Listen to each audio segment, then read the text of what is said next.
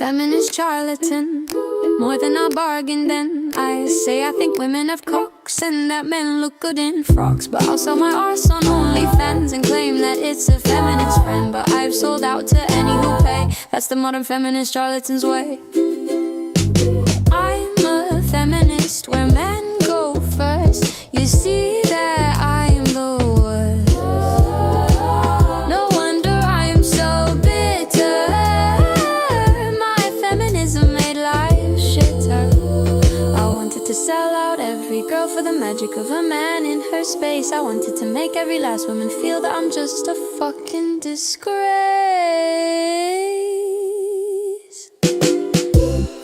Feminist charlatan, more than I bargained, and I say I think women have cocks and that men look good in frocks, but I'll sell my arse on OnlyFans and claim that it's a feminist friend. But I've sold out to any who pay.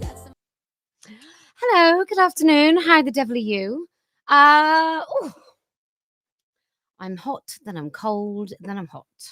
I thought we'd talk about Olivia Colman.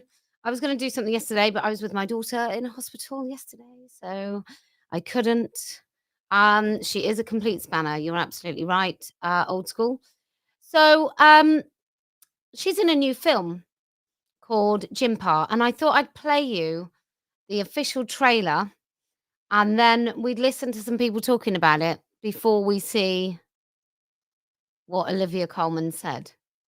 And I just want to say, for a woman that has felt not feminine and non-binary, she does like to wear quite lavish, expensive dresses on, award ceremonies. So I simply don't believe her. I feel there's something. Anyway, I'll get into that in a minute. So let's have a look at this tedious looking film. Tell us about your film. So it's a personal story about my parents. That's supposed to be an Australian accent, by the way. Just saying. It starts in Adelaide in 1977. They build a home together and they coach each other through life to make a good family. But he's considered too political, too controversial, and so he says he needs to leave. He needed to find opportunities in a more progressive part of the world. You weren't hurt or angry at your father leaving? Have you talked to him about your film yet? You're worried that he's not going to give you his blessing? Maybe. Hello! Come here, come here. Everyone, this is Francis. I was thinking Francis needed to get out of Adelaide before it suffocates them. You can live with me. Is that what you want?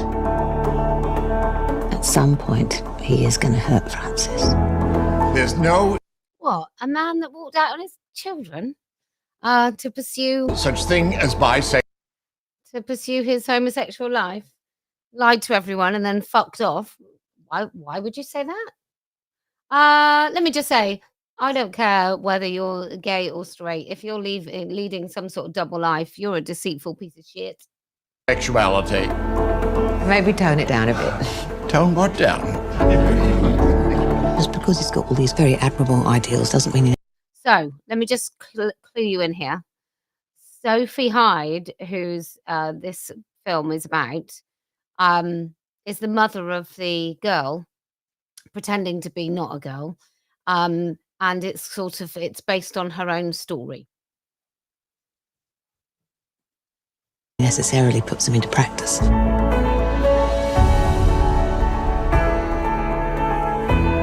You're a child for such a short amount of time. That time as a young family is limited, and then it's gone and you can't get it back.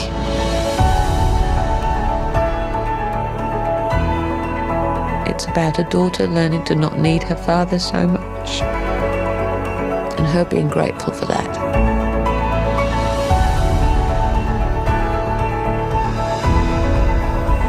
I understand the need to find yourself, find your family. I simply said, Francis, this is your grandpa, Jim. But he thought grandpa sounded too old. So he gave himself a new name. Jimpa. Jimpa. That's something else, isn't it? Jimpa. Great. Wow. How moving is this? Mad. So it's a film about a narcissistic father who doesn't really want to be a father by the looks of it. Everything is all about him. And it's about a woman, by the sounds of it, who's a bit stuck on her dad. I mean, she's writing a whole film about it and then inserting her daughter in that. And we're going to find out, how did that fuck up your daughter? Your dad being a larger than life gay man. How did that screw up you? And how did you push that screw up onto your daughter? Because getting the feeling this might be more about mummy than anyone else. And clearly you can pass on your narcissism to your child who feels that the only way to get your attention is to be a nightmare. So anyway, let's listen to this. Great. So the film is a largely personal story, but I was really excited to present or to explore like an intergenerational queer conversation. So a conversation between See, now for some of you, you'll say, "Oh, now you said that, there's no way on God's earth that I would watch this treacle." And I would wholeheartedly agree with you. I can't think of anything worse. I think there's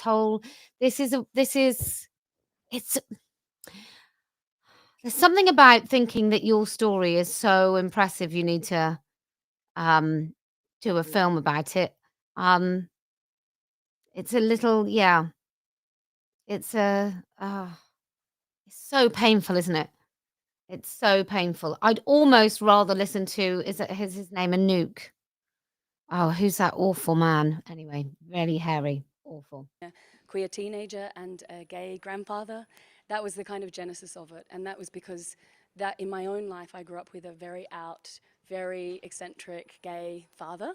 And then I had a child who, after my father died, started to really explore their own queer identity. Oh, so your father, who you have been so damaged by, shall we say, needing to make good about the fact that he fucked off.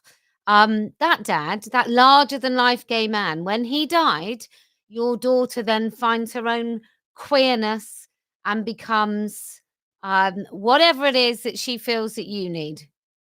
That makes perfect sense. See, you people, you all leak it. All you attention-seeking, terrifying, devouring mothers, you all leak it in the end, and we can all see exactly why your daughter has done this demented shit. As a trans non-binary person. And I really longed to put them together into a room and hear the conversation that they would have. So that's where it started. And then Ord, my teenager, ended up playing the role of Francis.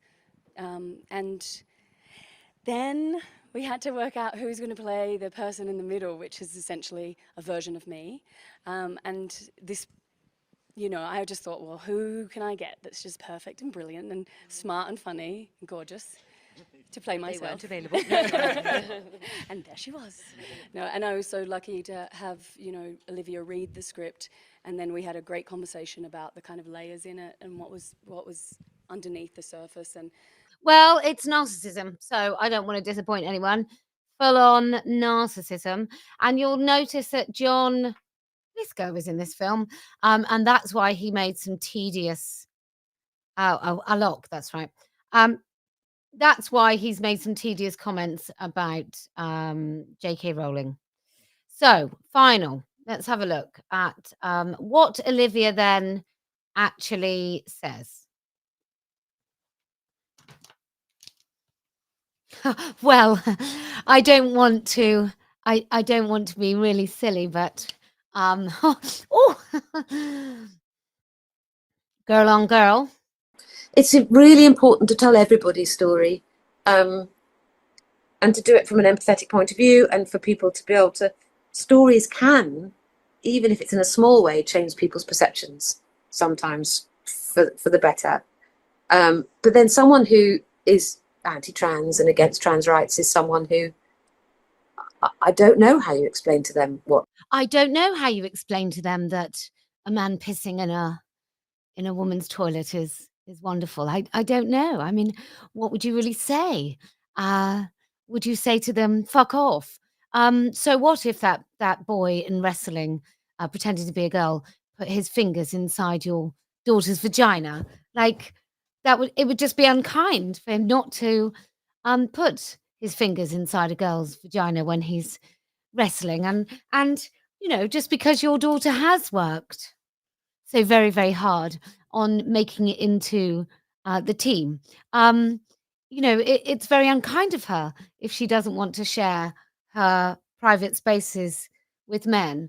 How terribly, I don't know how to explain it to them, because they would be absolute bastards, wouldn't they? Wouldn't they, Olivia? They would be absolute bastards. Let's hear her again. I don't know how you explain to them what understanding and kindness is and love. I don't know what's the right way to do it, because you don't want people to double down and feel like they're being talked at. But this is just a beautiful story of kind people. And so why would you be... What is kind about a man who leaves his family, you absolute bellend? What's kind about that? What's kind about a girl pretending she's not a girl?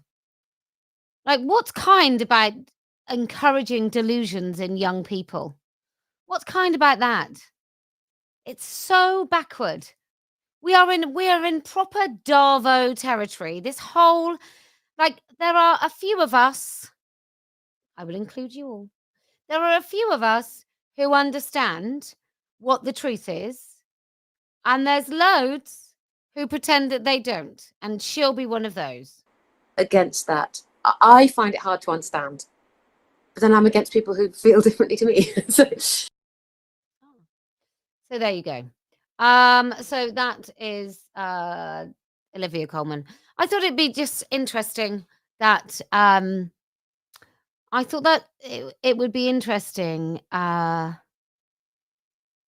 to see why. Like, often, if you're a bit stupid, if you're a bit shallow, if you don't really think about what this ideology actually is doing, this ideology actually says to that girl, you can't be unattractive and have short hair and not play the feminine game, which clearly your mother doesn't, and then your mother holds her father, flamboyant, progressive gay man, apparently, in high regard, and there doesn't seem to be a father in the picture, and then when your mum loses her dad, you kind of replace him with this queer shit, and all of it is so fragile. All of it is so fragile, which is a mark of something that isn't real or true. Fragility and this consistent kind of reminds me of Islam. If you were reading something that was the word of God, would you need to do it 5 times a day? Would you? I don't think you would. If you genuinely believe that you were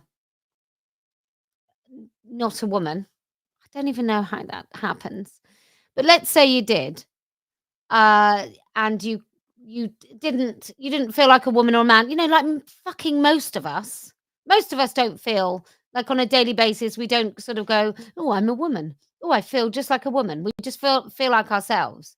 So to kind of operate in this third person way with yourself, rather than just, I don't know, like, we live in our, I'm going to try and explain it because I think it's important.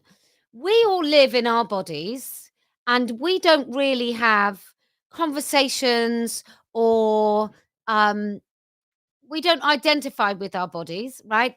They just are our bodies. So we don't have this sort of third person dynamic going on with ourselves where we feel some sort of separation between us and our bodies.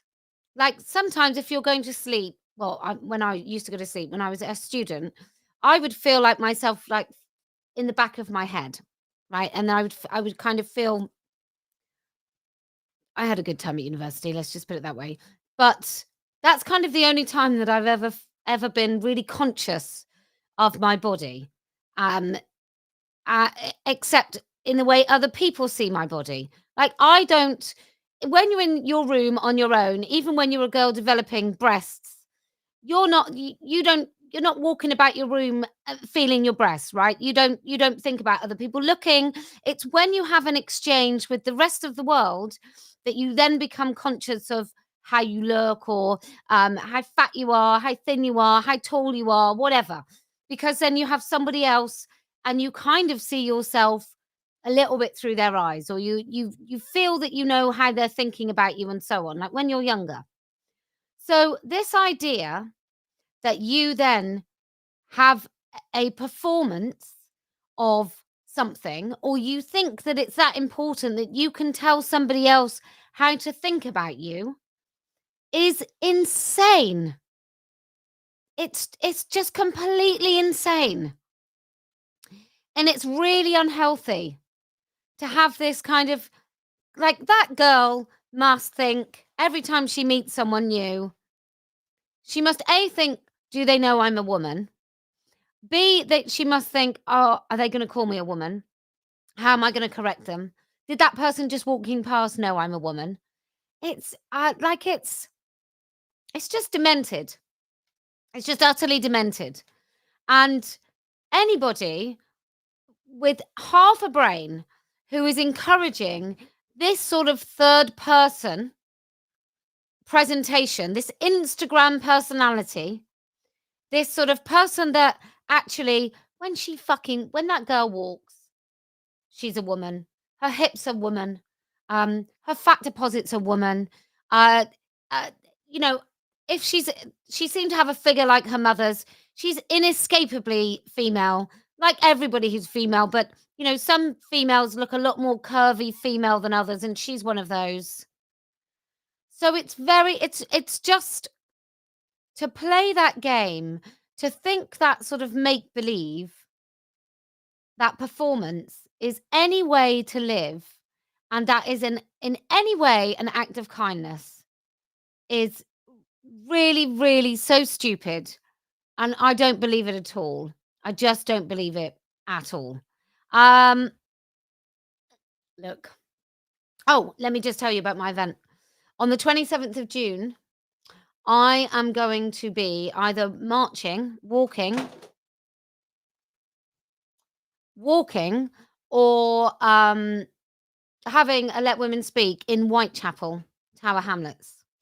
And the reason I've decided to do that is a few weeks ago, UKIP, who I don't particularly know very well, but UKIP were going to march, and the police said no because of the backlash. So because of the protest against people walking, people in this country were told that they weren't allowed to walk somewhere. Now, can you imagine the police doing that to the Palestine? I can't. Although I am pleased to see a few more tough measures against those. But anyway, so I've decided that we are going to have a women's march through Tower Hamlets, Whitechapel in particular, exactly where they were going to march, and we'll see if the police say no to us. So that's the 27th of June. I'm giving you plenty of notice because I think it's really important. Whitechapel and Tower Hamlets is well known for women wearing face coverings. And that is not something that I think is okay in the United Kingdom. And I think you should be looking at Iran very, very closely, and Lebanon and Afghanistan, but in particular Iran and even Egypt, and having a look at what happens when Islam takes over. And what's really worrying is the Green Islam Alliance, like the Red Green Alliance, or the Red Black Alliance, or the Green Black Alliance, whatever it's called. The shit with other shit. Those people coming together is exactly how Islam has operated before. And when I say Islam, I mean Muslims, and how they've done this before and then taken over. But we have got a big issue in this country. We've got super mosques being built. We've got more and more women. I saw a woman here. Now, I live in a small town. I saw a woman wearing the niqab the other day. I do not want that to be a normal thing that everyone sees in this country at all. So, anyway, 27th of June, we're going to go and march. Make it, look, if you want to save this country at all, if you don't want your daughters to be treated like whores for stepping out with their faces covering, then you better buck up, because you can wait if you like. You can wait until it's all over and we've lost all of our rights, or you can stand up now. Because if you, like, freedom is not something you should take for granted, ever. Ever. Look, if men are always invited. If you want to come on the march as well, you are more than welcome. But it will be, like everything that I do, it is predominantly, or rather, woman focused. Anyway, I thought I'd try something new. If you can speak up, because you see before anybody else, you can see the danger coming, then I promise we will win. If you can hold freedom very close to your heart and be willing to fight for it, then I promise we will win. And do you know why else we're going to win? Well, because I never lose. Feminist charlatan, more than I bargained then. I say I think women have cocks and that men look good in frocks, but I'll sell my arse on OnlyFans and claim that it's a feminist friend. But I've sold out to any who pay. That's the modern feminist charlatan's way. I'm a feminist where men go first. You see that I'm the worst. No wonder I am so bitter. My feminism made life shitter. I wanted to sell out every girl for the magic of a man in her space. I wanted to make every last woman feel that I'm just a fucking disgrace.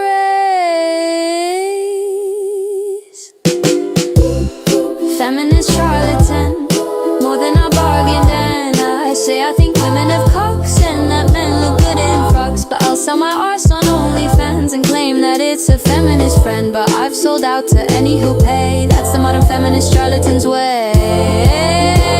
Men can enter our spaces. We have no right to object.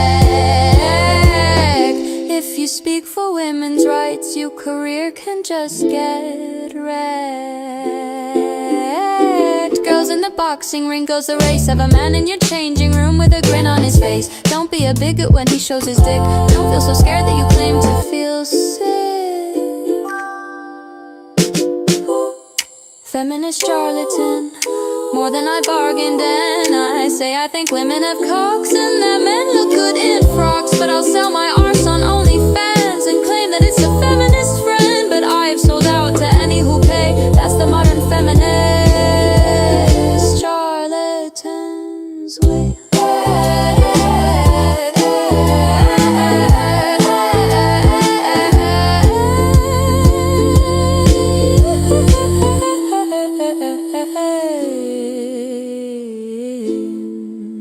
Men can enter our spaces. We have no right to object.